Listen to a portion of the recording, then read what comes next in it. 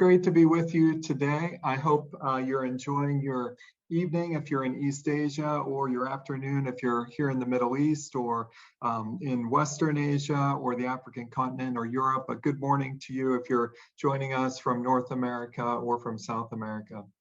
My name is Jared Mock, and I'm the Director of Admission here at Carnegie Mellon's campus in Qatar. We're excited to have you on today, and we've got a lot of things to talk about with the application process and financial aid, the experience of our faculty and the experience of our students. So we'll get to that in a few minutes, but before we do, we have a great video that we want to have you check out that shows you a little bit about our campus and our building. So we'll transition to that, and I'll see you here in a minute.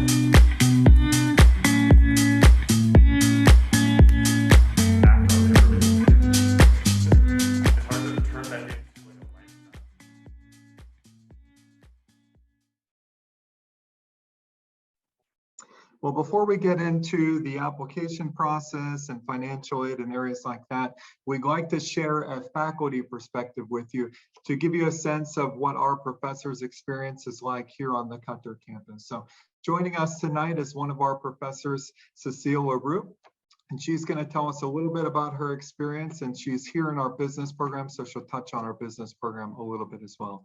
So with that, let me welcome Professor Cecile. Cecile? Fantastic. Thank you, Jared. It is such an honor to be here with you all, because this is a wonderful, wonderful time of your lives to make such an important decision. And we're happy to let you know a little bit more. So I'm going to share a couple of slides with you, as I want to share with you a little bit more about my perspective and what it means to me to be teaching here, which is representative of all our professors on campus. So first of all, I want to let you know the reason why I decided to become a professor. And deep down, I have a firm belief that every single one of us have seeds of greatness within us. We all have the potential to become and reach what we need to be. With the right support and the right conditions, we can reach it. So for me as a professor, I saw that as the perfect pathway to inspire the seeds of greatness within all our students. And in my role as a professor, that's specifically what we do. We not only help to empower our students, but also to challenge them and shape them and encourage them to try on new ideas so that they can reach new heights and develop new insights and become who they truly want to become. In that way, we help to create conditions that help them to learn and flourish. And so, as Jared was saying, I am of the business faculty, and you're probably wondering, what areas do I teach at CMU? Well, here at CMUQ, because I love people, I went to study psychology and specifically developed an expertise in organizational psychology. So with that, I teach courses that relate to the people side of business. So anything to do about how we help individual employees and organizations and groups and leaders become the best version of themselves. Some of the courses that I teach are listed here on the screen for you. In particular, my overall area is called Leadership and Organizational Effectiveness, or Strategic Management. And what that means is we're really interested in helping organizations be more effective in how they work with each other to produce products and provide services, but also how they survive and really shape the world, especially given current circumstances like today and the current pandemic effects on organizations. And then I have a specific passion of how we ask leaders and encourage leaders to influence others so that they can really attain their goals and effectiveness and ultimately contribute meaningfully to the world. So those are some of the courses that I teach listed for you on the screen there. But you're probably wondering, but how, in terms of what I teach, What has it been like for me to be teaching? What has my experience been in teaching CMUQ students in particular? So if you ask me to identify 2 specific areas, I will share the following. Number 1, our students truly make a difference. That's right. Our CMUQ students maybe start off, and some of them a little bit more with a general inclination of what they want to become and where they want to head one day. And then during their time here, they're very intentional to try out opportunities, make use of everything that comes their way, focus on their courses, and engage in different type of learning experiences so that they ultimately become more informed about what they want to be and where they want to go. Ultimately, they learn to become more committed to absolutely impact the world. So we have heard so many success stories of our students who are making a difference. And this is a pathway for them to get there. The second area that I would say in terms of how our students are standing out is diversity and collaboration. In terms of diversity, we have many nationalities represented on our campuses. And with that, our students bring many individual differences and unique backgrounds to the specific interest areas and strengths that when they apply to their both academic and extracurricular opportunities here. In terms of collaboration, well, our classes are typically much smaller. And because of that, our student to faculty ratio is definitely smaller, which means that our students frequently interact not only with each other, but also with their faculty. And what that means is that it creates opportunities to be connected both in class and outside of class. And typically the professors that you see in class are also the ones that you might engage with outside of class. But this is truly a great feature of our students. They are able to manage multinational and multicultural experiences and collaborate across differences. And so you're probably also wondering, well, let's return to the business courses. What concentrations do we have? If you are picking some of our majors, you'll certainly notice that there's different courses that can take you on a very specified and very specialized pathway. So for instance, in business, you can choose courses that form a certain concentration. Concentration areas are that you can find a little bit more out about our admissions office about what the specific areas are. But for instance, in business, here's a few areas for our Bachelor's of Science program in business organization. And you can see it's quite diverse, from a strong focus on quantitative skills, all the way to applied skills such as entrepreneurship, all the way or to a little bit more of a qualitative focus, a little bit more people-driven and focus on texts. So there's about 10 different concentration areas here, and you're welcome to ask us more about this as we go forward. With that, I'm going to pause and hand it right back to Jared to take you further through our program, and happy to answer questions as we go along. Jared, over to you. Yeah, thanks, Cecile. Let me go ahead and share my screen as well. Right.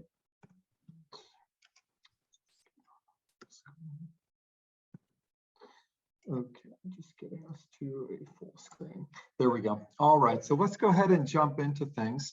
So let me tell you a little bit about the reasons why many students are currently looking at us. So here in Education City, we've got a great small community feel.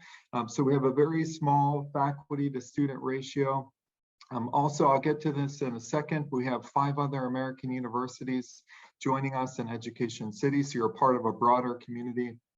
Your degree is issued from our US campus, so it's not as if you're a graduate of our Qatar campus, but you get your degree issued right from the US, the Pittsburgh campus.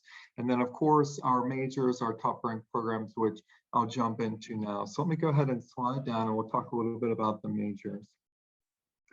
So at Carnegie Mellon, if you were to just ask anybody on the street, what do you know about Carnegie Mellon?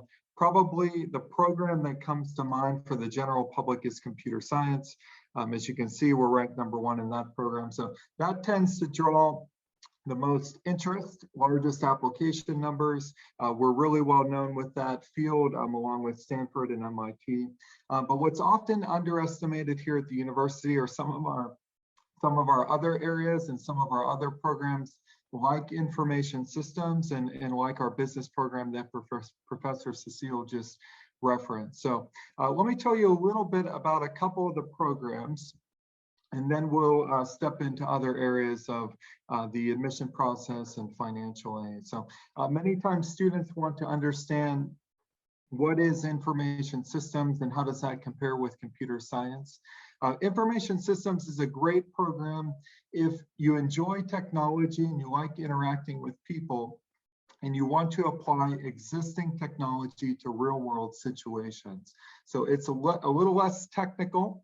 It's a little less math based compared to our computer science program, but it's great in the sense of a people-to-people interaction and applying existing technology. Also, if you have an interest in areas like information security and data science, it's a great program for that. Professor Cecile mentioned our business program, and so within the program, there are a little more than 8 concentration areas that you can focus in. So you have a broad area that you could have a multiple interests, whether it's in areas like marketing or in economics or in operations. You get to choose a few different areas to be a part of there. If you're curious about computer science, you do choose the concentration area. For many of the students, it will be areas like artificial intelligence and cybersecurity and robotics. It'll be areas related to systems and software design. So those tend to be the more popular areas that our computer science students will focus in. And lastly, our biological sciences program. It's a great program if you have an interest in areas like cellular and molecular biology, areas like genetics and neuroscience. The program really helps to train you to become a scientist in the future. So you can definitely use it as a pre-med, though most of the students that we have, they'll use it to help them become a scientist in the future. And let me do one, just a little plug for a program that we have coming up. So I won't go into more detail about our programs, but let me shift over. We have a program coming up this Saturday, which some of you are aware of, called our Experience CMUQ program. So let me hop on over here. Here's our homepage. If you're on the homepage and you come to Future Students, up in the top left, you can come down to the workshops and events for secondary students, and we have an experience event coming up this Saturday. So if you'd like to explore more about what do each of the programs involve, that will be a great program. Many of our professors will be on that program to share more intricate details about what you'll actually study within the program. So that's this Saturday morning, and you can register for that event through the link here, and then you'll receive the Zoom link and the schedule after you register for that event. So let me come on back to our page, and we'll continue on here. So let's talk a little bit more about the experience. We do have minors available, so you may be interested to know what can you do apart from the major that you'll be focused in. So let me touch on that in a second. Up here in the top, it mentions that we encourage students to take a semester and study abroad on our US campus. And I think Thanos will join us here in a couple of minutes, and he'll tell you a little bit about that as well as part of the student experience. But let me hop over to our minors really quickly, so you have a chance to see those. We have 15 minors offered here at the university, areas like economics and neuroscience and psychology. So you'll choose one of your majors to focus in. Within that major, you'll typically have 1 or 2 concentration areas that you take. Then aside from that, you'll actually have a chance to choose a minor which may or may not be related to the field that you're focusing on, but perhaps is a side interest that you have. Okay, let's hop back. Okay, and let's continue down here. A few of the pictures that you're seeing there are Education City, and some of those are our building and the Qatar National Library. Just as a reminder, we're here on one campus together with 5 American universities. With us, we have universities like Northwestern, in Georgetown, Cornell is with us, Texas A&M, and Virginia Commonwealth. So if you're a student here in the dorms at the university, you'll actually potentially even be rooming with students at each of the campuses. So that really helps to have kind of a more collective experience being a part of a broader community. Okay, let's continue on. For the sake of time, I'll pass through our alumni section. Thanos is going to cover more of the areas of the student experience. I won't dive into that too much. The pictures you're seeing, you can probably take a good guess, were pre-COVID, right before COVID hit the world. But he's going to tell you a little bit about the experience, both pre and current in the midst of COVID, to help you get a sense of what the student experience is like here on the Qatar campus. Okay, let me spend a minute and talk about financial aid, because this is a big question that many students have. And then lastly, we'll move over to the application process and walk through that a bit. So, okay, something which many of you are aware of, but we have an outstanding financial aid program here at the university, which started about 3 years ago. It's hard for me to overstate it, but in reality, it's one of the strongest financial aid programs globally for international students. So even if you look at the Ivy Leagues, many of the Ivy Leagues are not even actually offering the kind of financial aid that we're offering for international students. What our program is designed to do is that it offers the full need of a student's financial need based on the family's financial background. It offers that need in grants without repayment. So students don't need to repay anything back. That's essentially free aid that they receive as their financial funding. So students can even receive, if they qualify, up to 100%. So it's extremely rare. Ourselves in Georgetown here in Qatar, along with just a handful of the Ivy League schools and a few others, are really able to offer such a strong financial aid program to international students. So that's increasingly, we're seeing a ton of interest globally as students recognize what's available here in terms of financial aid. Couple other forms of aid that we do have available alongside the need-based aid. If you are a US citizen, you can also include the FAFSA aid as well, so that's available also. If you're an upperclassman, let's say that you're one of our top students here at the university, each year Qatar Foundation selects normally a handful, perhaps 3 to 5 of our current students who are performing at a high level. And from year 2 and onwards, they offer them a full merit scholarship that covers the cost of their tuition here at the university. So another great option. Only a handful of students will receive it, so don't count on that, but it's just another piece of aid that's available. We do also have some academic merit scholarships, which are available to students. You can add these on top of any need-based aid that you receive. And typically, the top admitted students to the university are the ones that will be selecting for the academic merit scholarships. And again, you'll add that on top of any need-based aid that you received. For our Qatari nationals and our GCC nationals, there is funding here, both through the Ministry of Education if you're in Qatar, and then also company sponsorships. One thing I would say, if you are a Qatari national, we do not have any problems with funding for our admitted Qatari nationals. So you may hear stories, you may hear rumors. Don't worry about it. If you're an admitted Qatari student to Carnegie Mellon, you're not going to have funding problems as a Qatari national. Also, some of our GCC nationals, Omanis, Saudis, Emiratis, they're also able to receive funding to come and attend here at the university. So that's an additional piece of aid. So great funding program across the board. We are an expensive university, but we have a great financial aid program to help you be able to study here at the university. Okay, just quickly, the deadlines are coming up for regular decision. You can see the clock is ticking, so we've got 19 days to go.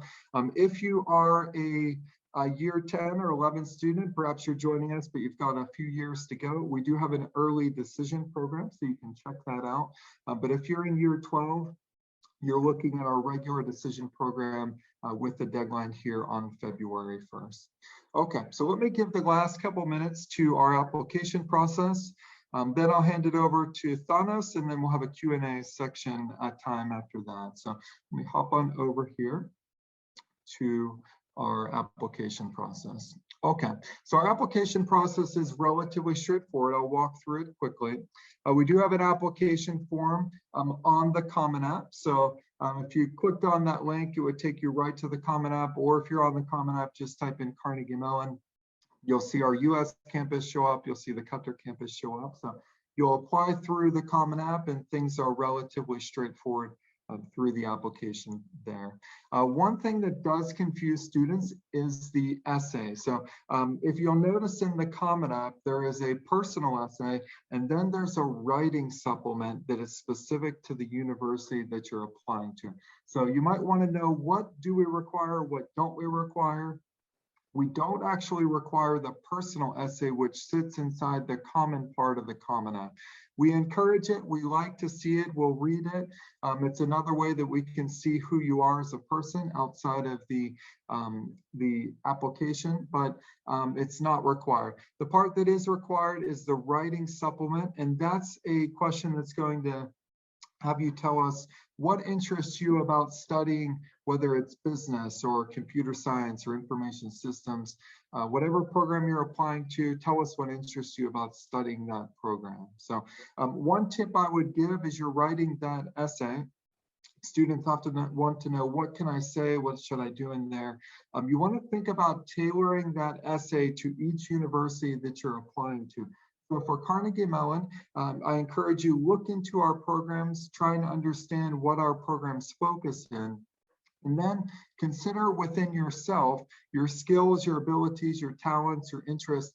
How do you think those might fit within the areas and the specialties which we offer at the university? So you really want to try and envision how you see yourself within the university. You might want to share about your life experiences as well, and how you think those will help make you a good fit for the program that you're applying to.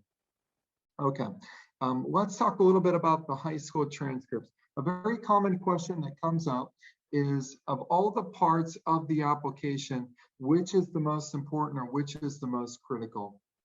The answer to that, from our perspective, is straightforward. So in one sense, we do run a holistic process, which does mean all of the parts are included in the decision. So every part that you see here, we do include it as part of the decision, the recommendation letters, potentially if you do an interview, your essay, the activities, all of it does play in, but there is one area which has a much larger influence than the rest of the application. And that's the 3-year high school performance or your secondary school performance. So one way I describe that is, think about if you sit down for an SAT or an ACT, you probably sit down for 4 or 5 hours to take it. Now think about your high school experience. How many hours did it take you to get through high school? It's probably on the range of thousands of hours at this point versus the 4 or 5 hours that you did on a test. So universities have found that the 3 years of high school are a much better indicator about how a student will actually do at the university versus other areas, including the testing scores. So we encourage you, obviously, to do as well as you can through years 10, 11, and then halfway through 12. We're going to see up to about halfway through year 12. And then also, if you've done any official testing results or standardized results through your curriculum, for example, in the British curriculum, the AS results or the IGCSEs, we're going to ask for those as well and include those in the process. All right, let me transition down to the next requirement. This is the English test requirement. So we do still have one testing requirement, and that is the TOEFL, IELTS, or Duolingo. New for this year is that we are accepting the Duolingo, so you're welcome to use that. For many of you, you'll find that it's online, it's a little bit easier, it doesn't cost as much as the TOEFL or the IELTS, so you may look into that as an option, and that you might find that that works out better. So we consider them all equally across the board, so we don't give preference to either of the three, but you'll just do one of those tests to fulfill the requirement. We do have a waiver policy, and you can see it listed here on our how to apply page. If you hit a 600 on the SAT reading and writing section, or a 26 on the English and reading sections of the ACT, you can receive a waiver from the English test. We also do have a native language waiver that you can see some of the requirements there in order to be eligible for that. So check that out if you think that might apply to you. If you're confused, you're not sure, just send an email to the admission office and we'll let you know whether or not you would qualify, for example, under option 2. Okay, next is the letters of recommendation. We require one that comes typically from a university counselor, college counselor. This is the person that's helping you at the school with the university applications. In some schools, you may not have a university counselor, so you might need to rely on a principal or an academic advisor or a head of sixth form or something within your school because you just don't have a college counselor or university counselor. That's okay. So you'll have one from that person sitting in that role, and then we'll have one from a teacher. So a common question that comes up with the teacher recommendation, how many do you require? We just require one, though you are welcome to submit a couple more if you'd like to. We only expect one recommendation, but you're very welcome to add 1 or 2 more. Don't go crazy. Don't go for like 5 or 10. You know, if you're going to add some, maybe 1 or 2 more, and that's good. But you might want to know a very common question, which is, which subject should I choose for my teacher recommendation? My advice on that is to use your logic. So you probably have a good guess. If you think about biological sciences, if you apply for that program, what subjects might we be interested in for a teacher? You could probably guess biology and chemistry are great subjects. Also math will work. The sciences, you know, it's a great teacher recommendation for biological sciences. For computer science, any area related to computer science, also physics and math would be good subjects for there. Business and information systems, we have a wider range of flexibility, but if it's information systems, a technology teacher is great, even a math teacher. Math is a foundation building block for us here at the university, so you're always pretty safe if you choose your math teacher for a recommendation with us. Business as well, we're a numbers-based business program, so a math teacher is great, or you may be taking business or economics and you can get a recommendation from one of those teachers. Science teachers are also fine as well. Okay, so let's continue on. Passport page, I won't go into that too much. It's relatively straightforward. Upload your passport, type in some biographical information, easy and done. A next big section is the SAT or ACT. So lots of questions here. We are test optional this year, just like we were last year. So you're not required to submit SAT or ACT scores in order to apply to the university. But a very common question is, should I submit SAT or ACT scores? So my advice to that is to do the following. For any of the universities that you're applying to that are test optional, reach out to them and ask them for the admitted test scores, the averages of their admitted students for the program that you're applying for. Collect that information. Then you're entirely welcome. You can take the SAT or ACT on your own. Don't send your scores right away to any of the universities. Just hold them to yourself, take the test, collect the information about the averages from the universities, and then get a sense of where your scores are sitting compared to the university averages. The reality is, if you have scores that sit at the averages of the admitted students or above, that's a good time to send along your test scores. If your scores, if there's a gap between the average, the mean average, or the median average, there's a gap, you're on the lower side of that, you may want to just keep the scores to yourself. So that's just my advice. You often won't see that stated on university admission websites, but that's my advice in a test optional environment for the SAT or the ACT. Okay. Let's continue on. Last thing that I'll talk about, we have an optional interview. It doesn't carry a lot of weight in our process. Right now at the moment, we are only interviewing students that reside here in the country in Qatar. So I'm sure there are many international students who would love to interview. I'm sorry right now, with human resource limitations right now, we're only able to interview students that are here in the country. If you are in the country, you can request an interview through the link here. And just keep in mind, we only interview students in January. And so we'll try to interview as many students as we can. Also keep in mind, if you don't receive an interview, whether you're in the country or you're an international student, don't get worried about that. Many students each year are admitted to the university without an interview. So don't cause that to make you think that you won't get admitted without an interview. Many of our students are admitted without an interview. Okay. Last thing, the application fee, you just take care of that through the Common App. If you need a waiver, there's a box on the Common App that you can pick and request a fee waiver there in the application. Okay, so that's it. We've got, I think, 19 days to the application deadline, so I wish you the best as you're working on your applications now. I'm going to hand things over to Thanos, who is one of our student affairs staff at the university, and he's going to share a little bit about the student experience, perhaps a little bit pre-COVID and a little bit current COVID, to give you a sense of what life is like for our students here. So with that, I'll hand it over to Thanos. Thank you very much, Jared. Welcome to everyone from my side as well. My name is Thanos, as was already mentioned. I work in student affairs, and though you might not all be familiar with student affairs, here's a list of all the different things that we deal with in our department.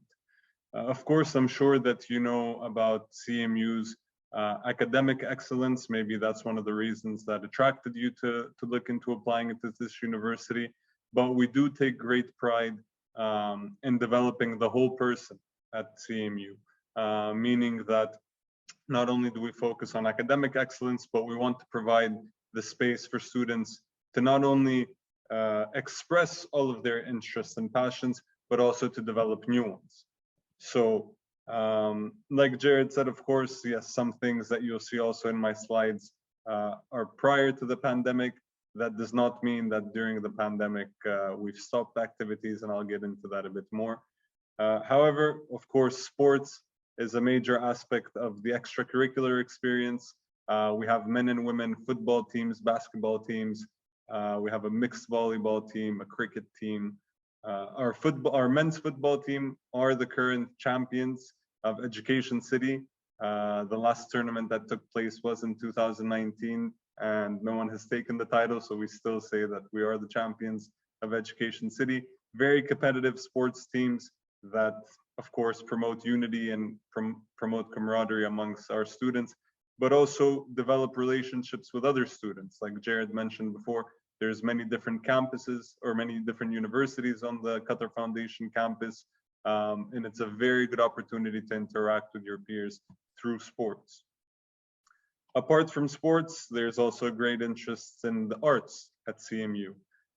In the top left photo, you can see a gallery that was organized by our art club.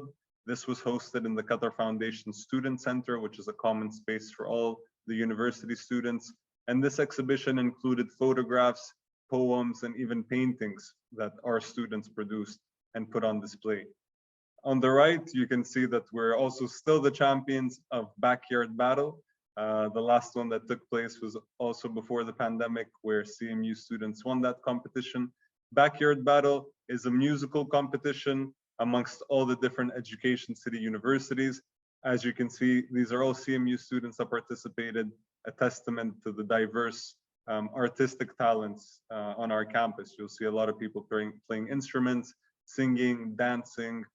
We do have an incredible music room on campus that has a drum set, that has guitars, that has pianos, all available to our students to, again, like I said, not only explore and develop their interests, but find new ones. As mentioned by Professor Cecile and Jared, we do have a very diverse student body, and that allows us to celebrate the diversity present at CMUQ. So this is a photo of an event we hosted before called International Night, where students get to display their culture, their country of origin, And that usually includes by presenting the cuisine of that nation, the national dress, or any kind of information that they find interesting that someone else might not know. So I'd say one of the major benefits of the Qatar campus is this diversity, is the fact that in your lunch break, you'll learn a lot about a country you might have never heard before. And all that is happening very organically through conversations that are just occurring throughout your day. Another very interesting and very important aspect of this extracurricular education that we offer at CMU is giving back to the community, and that happens both locally and globally with our students. On the picture on the right, you can see, and this is something obviously that happened during COVID as our masks are all up. This is a beach cleanup organized by our student government in the Singing Sand Dunes in Qatar. We organize these beach cleanups at least once a semester. It's very important work. We take pride and we thoroughly enjoy cleaning up the beaches in the country. And on the other picture, you can see a house that was built by our students in Chiang Mai, Thailand. This is another community engagement program that we ran before COVID. The students find these programs very rewarding, and it's not the only one of its kind. We do a lot of different community engagement trips. Like Jared mentioned on the topic of trips, we also offer the opportunity to study abroad for a semester at the main campus. And we also have a very interesting program called Impact. This is an exchange program between the main campus and our campus, where 10 of our students visit the main campus for 10 days and 10 students from the main campus visit the Qatar campus for 10 days. So the point of that program is, again, to exchange cultures. It's to interact with students that are from the different campus, but under the same CMU family, and to experience for a brief time what the other campuses look like.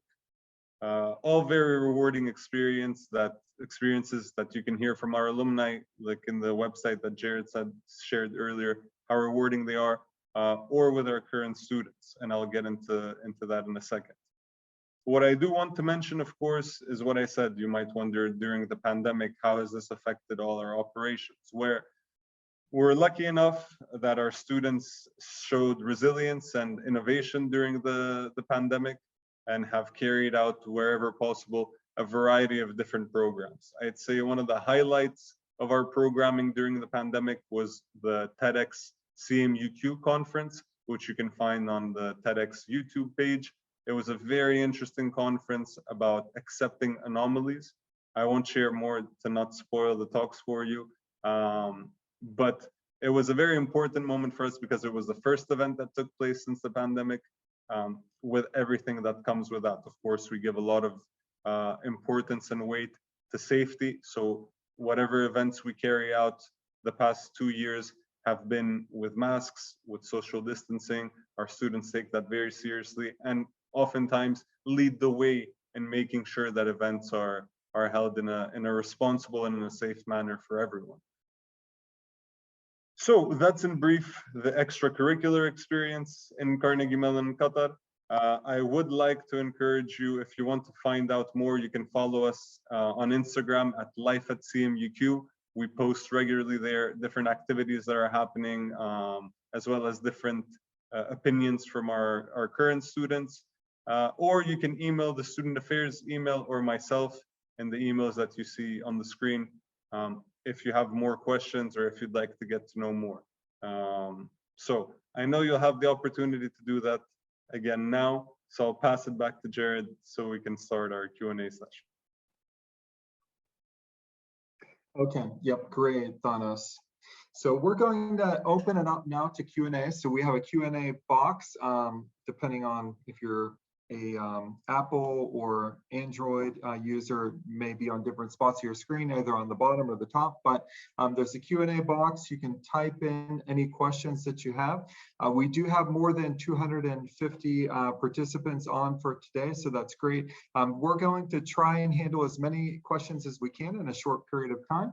But then I'll let you know what you can do at the end if you continue to have questions or we didn't answer your question yet. So let me tackle a few questions about financial aid, and then I'll hand it over to Thanos and Cecile, and they'll help out with some of the other questions. So a good question is, when do I start applying for financial aid?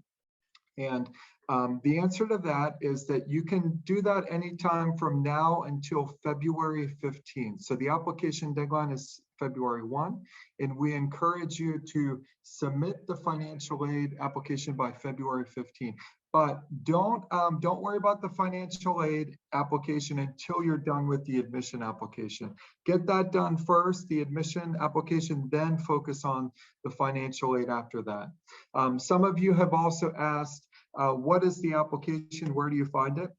So just go on the tuition and financial aid section on our website, or just Google tuition financial aid, CMU Qatar. You'll land on our page, and then there'll be a link to the Qatar Foundation financial aid application that you can complete through there. So we're not using the CSS profile, it's the Qatar Foundation financial aid application. Okay, so let me take a couple more questions and then I'll pass it over to my colleagues. Another common question is, what is the acceptance rate and what are the average grades that are expected? So those are good questions. We had 1,400 students apply this past year. 200 of those were admitted, so that's about a 1 in 7 acceptance rate. So I'm anticipating things will probably inch closer to about a 1 in 8 acceptance rate for this cycle. So application numbers continue to rise, will probably be about a 1 in 8 acceptance rate. Students may often want to know about the grades. Generally speaking, our students, our admitted students, are from at the lower end, like an A-B average on the A, B, C, D system, up to like a full A-star system, like in the British curriculum. So about an A, B to an A-star is where the vast majority of our admitted students are currently sitting. Okay, another question that I saw, I'll pass this to Professor Cecile, I think, or Thanos, feel free either. One student was asking, did the international students from last year, did they make it into the country to take classes? So this fall, did they make it into the country to take classes this fall, or what happened with our students this fall? Sure, Jared, I'll respond, and then Thanos, please continue.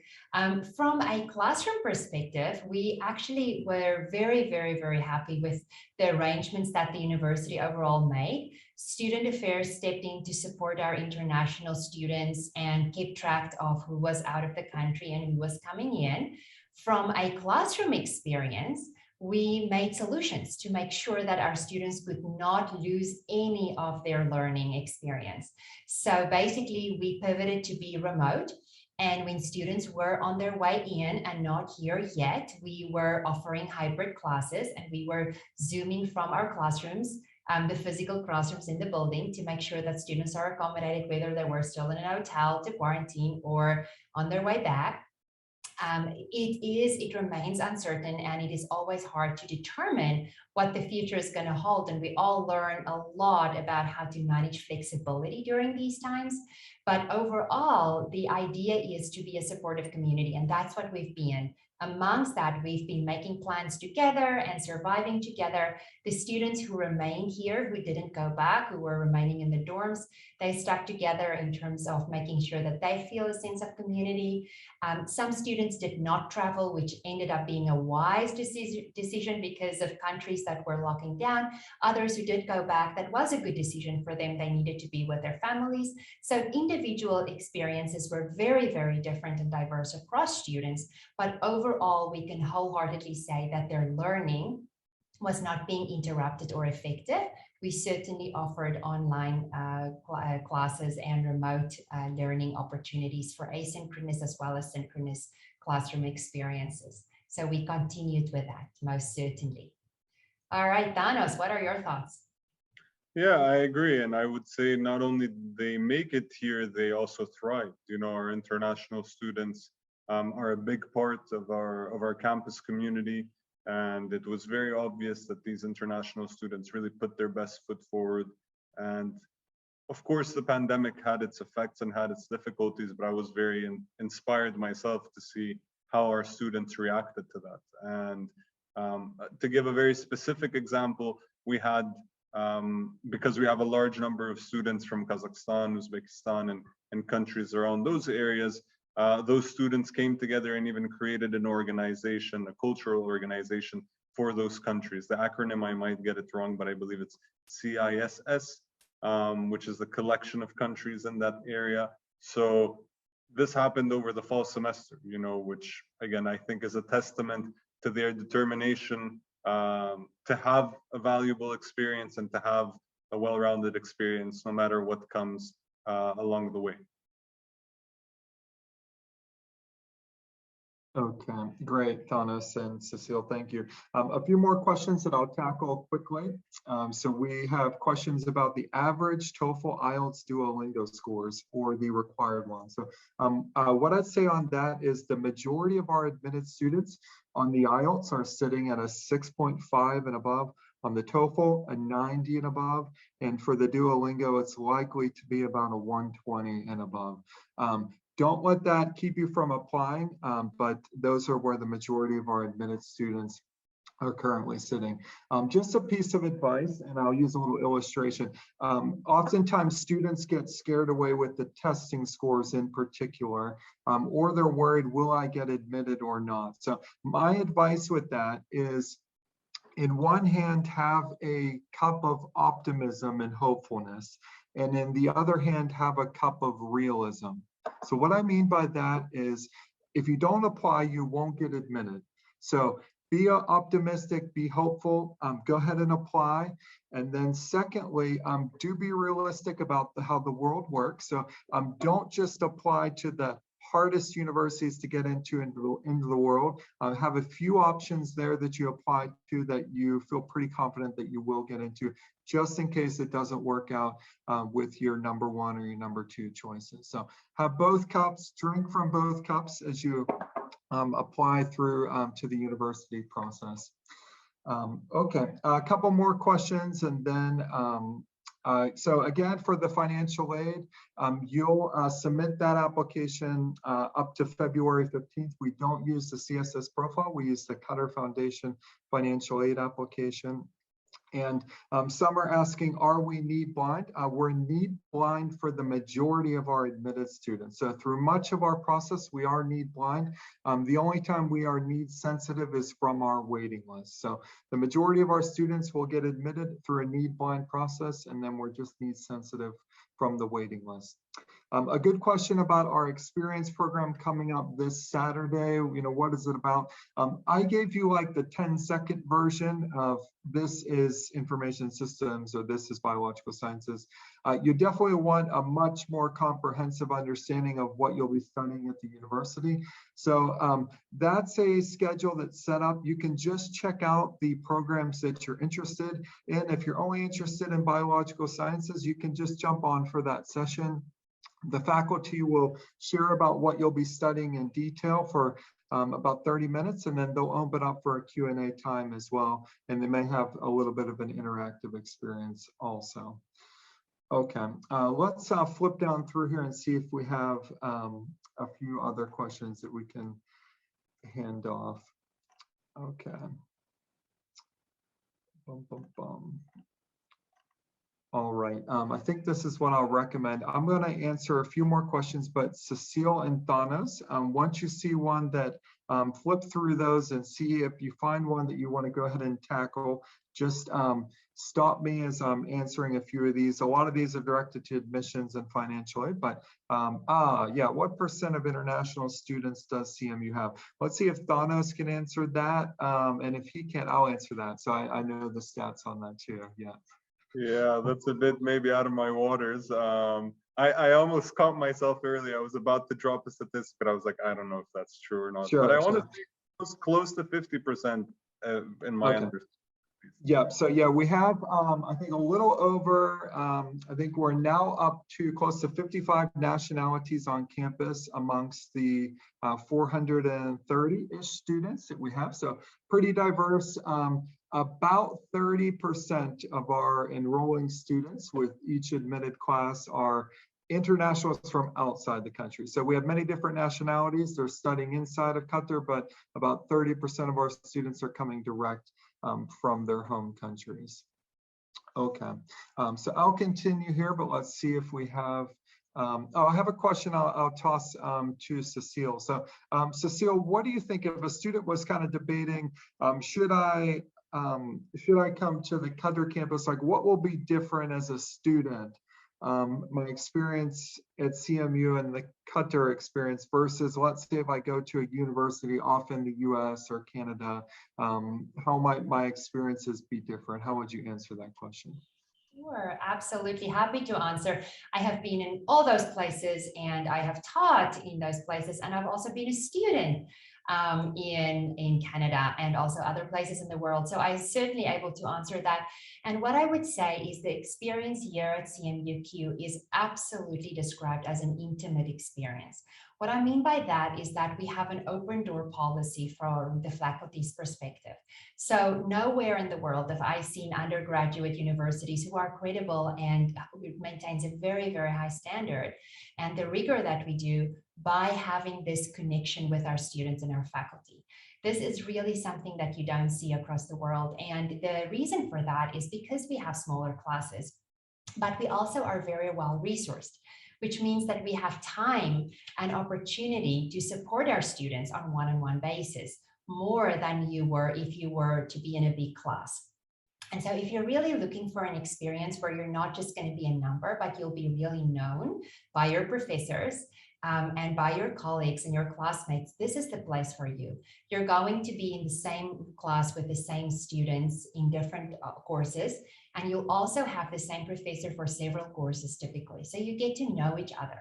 And it really is a very, very intimate experience in the sense that you will not feel left alone, and you will certainly be supported if you reach out and take initiative to look for connection and look for support.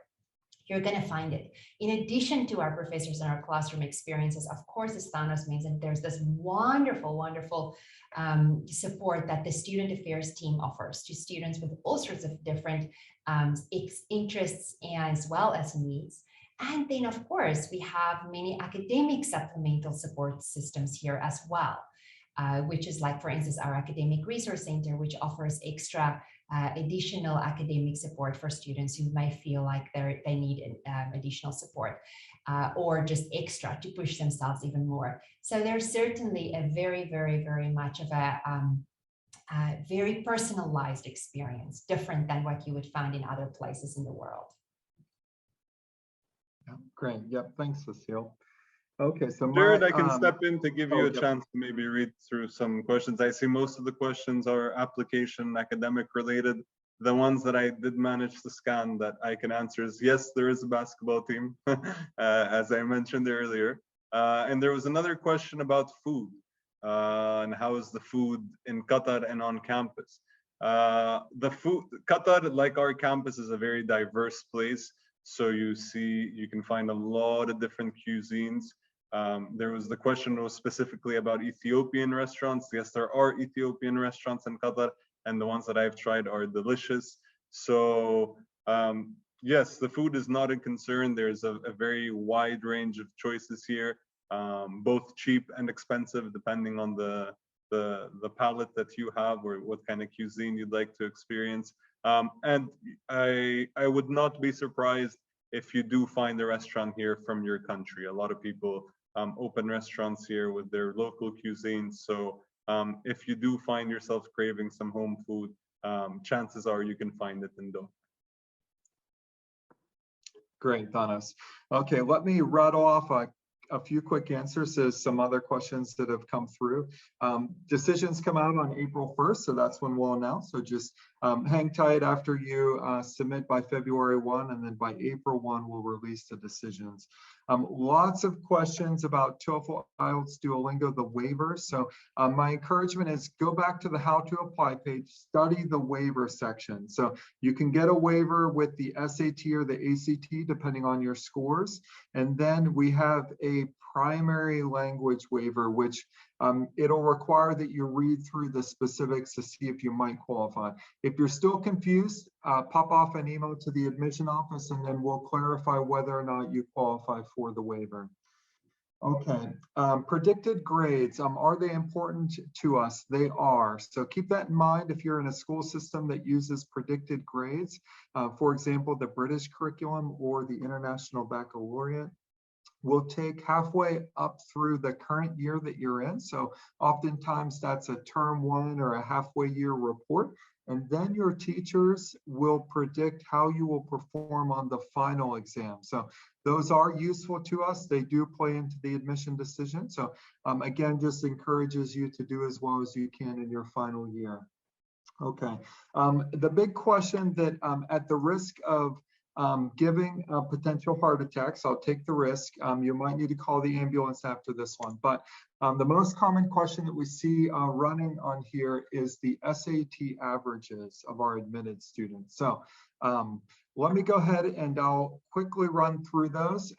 If you forget, just send an email to the admission office and then we'll restate those to you. And then I'll have a few comments after I state the test score. So okay, we'll start at the top and we'll work our way down so you can breathe. Actually, let's go in reverse. We'll go in reverse. We'll start from easier and then we'll kind of work up harder. So, okay, so if you're looking, two of our programs have very similar averages. Information systems and business in terms of the SAT, the math and the English scores are typically about the following. The SAT math is about a 720 to 740 is about the average of the admitted students in both programs, closer to 740. And then the English section, we have wider flexibility on that. The average comes in at about a 620 to 650 in that range. For biological sciences, as you guys can imagine, as we work into the science programs, the scores start to go up, particularly in math. In biological sciences, the average math was about a 760 this past cycle. And the average English reading writing score is about a 650 to 670 in that range. For computer science, so keep in mind that's the program that we're most known for. It's the most selective program at the university, our top ranked program, pretty hard to get into. So the acceptance rate right now on that program, I'm doing the math and it's about 1 in 12. So line up 12 people, one of them will be chosen and admitted into the computer science program. So it's hard.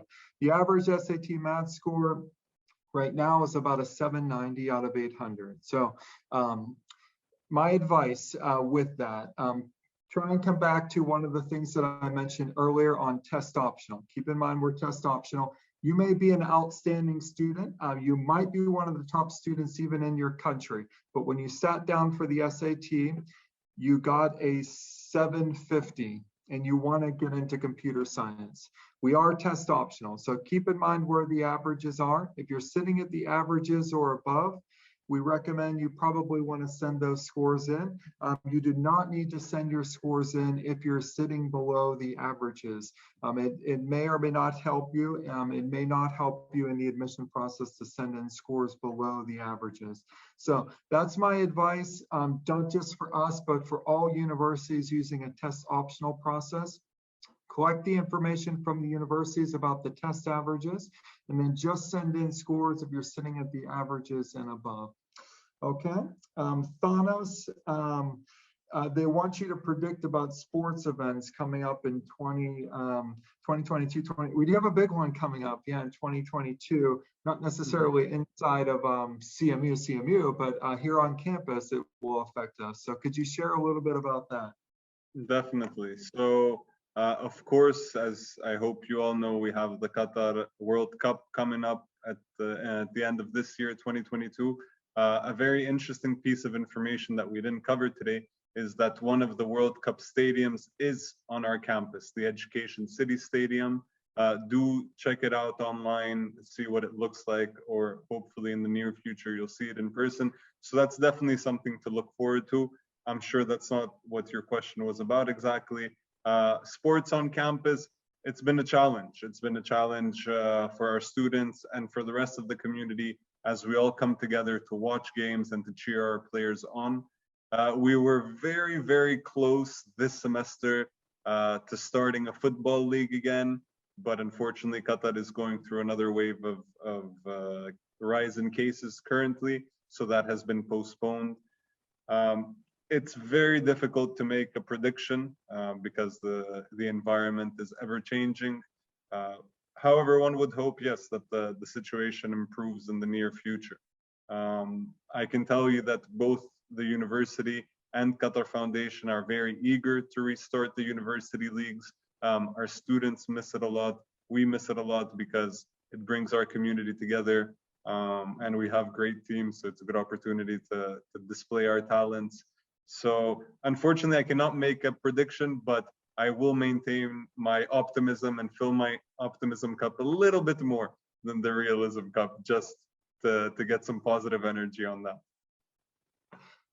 Cool, thanks, Sanas. This question, I'll give it to Cecile.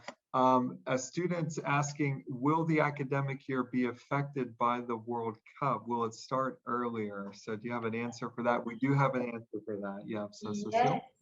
Yes, we do have an answer for that. And actually, the year is starting earlier. We are starting in July, and I was actually going to see if I can grab the actual date for you here. Let's see. Yeah. Less scary, it's July 31st. Yep, so less scary, but orientational will be a couple of days before that. Exactly. So, which means that the idea is that you'll have a longer break over winter. The winter break will be longer so that instruction is paused while there's lots of amazing action going on for the World Cup. So the semester is just moving a little bit forward. We're starting a little earlier and having a longer break over the winter break, which many folks will hang around, and many of our students are applying for internships and opportunities to be part of the action and contribute to that, and others are choosing to travel in that time and go back to their home country. So there's many ways of doing it, but it certainly is we're adjusting our semester schedule to make room for that. Okay, great. Thanks, Cecile. I think we'll take a few more questions and then we'll begin to wrap up. One question that I'm seeing from a few students is, can I change majors once I enter the university? So the answer is yes, it is possible. So we have 4 majors here on the Qatar campus, and each year we do have a handful of students that slide to a different major within the university. So you can typically apply for an internal transfer at the end of the first year is the normal timeline for that. Okay, let's see if I can help. If Cecile or Thanos see any other questions that you want to add there, go for it, but I'll see if I can find a last question or two as well. So. Okay, I do have a question that comes in about average grades, average GPAs. So let me just answer that one. Depending on program, it's most of our programs, the average GPA is about a 3.75 to 3.85 is the average admitted student on the 4.0 scale. Many of you are coming from an entirely different curriculum and that means nothing to you. Google the 4.0 scale in the American system and that will help you get a sense of what that means. But in computer science, then it's going to be the highest. It's running up about a 3.95, and that will probably inch itself closer to a 4.0 in the years to come, but that's where things are currently at. Again, my advice is keep both of those cups in your hand, drink from both. A little bit of optimism, you have to shoot for it, you have to go for it. You don't know who the university is going to select. We might see things in your application that really interest us in wanting you to be a part of the student body outside of the classroom that we really are excited about. You just don't know how we'll see it or how the universities will see it. So do apply, be optimistic, but have a little cup of realism as well. And you know, have your top choices and then maybe have a couple backups just in case. Okay, So yeah, just to clarify about financial aid, it is possible if a student qualifies based on the family's financial background, a student could receive up to 100% financial aid. Any financial aid that we give here at the university is essentially free money. It's either grants or scholarships, so you'll never have to repay back any of it. So it's amazing. It's one of the best financial aid programs in the world. Okay, let's pick maybe a last question, and then I'll help to close this up as well. Any last questions that we'll take? I can help, Jared. Yeah. While you find the last question, I saw one. There was an interest to elaborate on the backyard battle.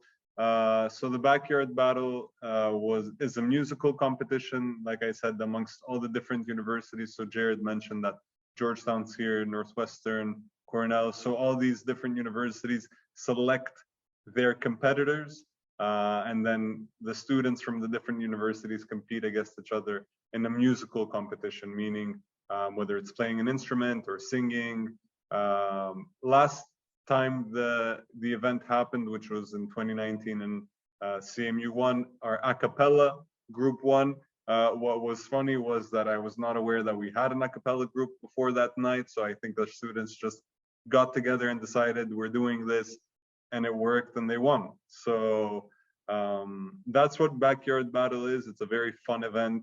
Again, you get to meet a lot of different people from different universities, and it's all in the spirit of friendly competition. So whoever participates or even attends, they enjoy it thoroughly. Okay, great, Thanos, great.